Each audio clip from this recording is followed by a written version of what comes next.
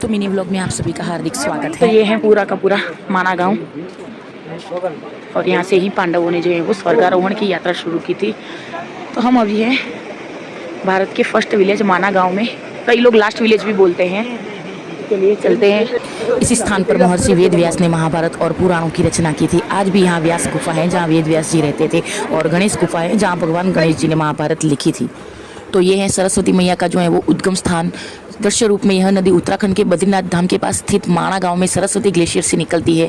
यहाँ प्रचंड रूप में जो है वो बहती है, लेकिन कुछ ही दूरी पर स्थित केशव प्रयाग अलकनंदा नदी के संगम के बाद यह रहस्यमयी तरीके से जो है वो गायब हो जाती है। उत्तर प्रदेश के प्रयागराज में गंगा, यमुना और सरस्वती का संगम माना जाता है। यहाँ सरस्वती प्रत्यक्ष रूप से दिखाई नहीं देती, लेकिन इस आस्था और आध्यात्मिक रूप से मौजूद माना जाता है। तो ये सामने जो देख रहे हो आप वो सरस्वती मंदिर है। पौराणिक कथा के अनुसार जब महर्षि वेद व्यास महाभारत लिखने के लिए भगवान गणेश से अनुरोध कर रहे थे, तब सरस्वती नदी बहुत तेज और शोरगुल के साथ बह रही थी।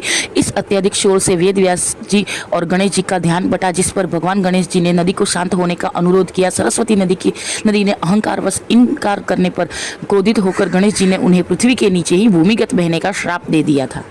तो हम अभी हैं सरस्वती मैया के मंदिर में और यहाँ पर जो है वो अंदर फोटो खींचना मना है, तो आप लोग जो है वो बाहर से ही दर्शन कर लीजिए।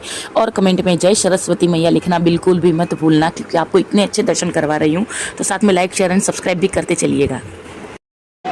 तो ये रही हिंदुस्तान की प्रथम चाय की दुकान।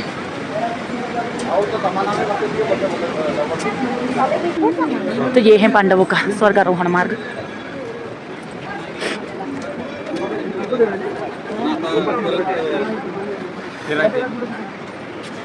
अभी हम हैं माना गांव में।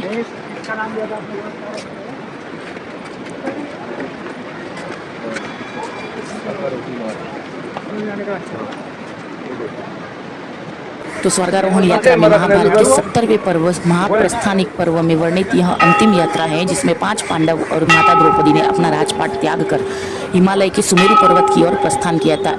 स्वर्गारोहण यात्रा का पतन का कारण था द्रौपदी वे सबसे पहले गिरी थी। इसका कारण युधिष्ठिर ने बताया कि द्रौपदी सभी भाइयों में से अर्जुन को सबसे अधिक प्रेम करती थी। सहदेव वे अपने ज्ञान विद्वता के अहंकार के कारण गिरे। नकुल वे अपने अत्यधिक रूप और सुंदरता के घमंड के कारण गिरे। अर्जुन वे अपनी धनुर्विद्या और पराक्रम के अभिमान के कारण गिरे। भीम वे अपनी शक्ति का दिखावा करने और अत्यधिक भोजन करने के दोष के कारण गिरे।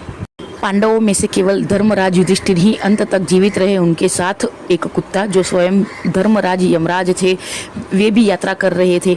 जब वे स्वर्ग के द्वार पर पहुंचे तो इंद्र ने युधिष्ठिर को अकेले प्रवेश करने को और कुत्ते को छोड़ने को कहा। युधिष्ठिर ने ऐसा करने से इनकार कर दिया, जिससे प्रसन्न होकर यमराज ने अपने वास्तविकता रूप में आ गए। तो अगर आपको ये वीडियो अच्छा लगा हो तो लाइक, शेयर, सब्सक्राइब अवश्य कीजिएगा। ओम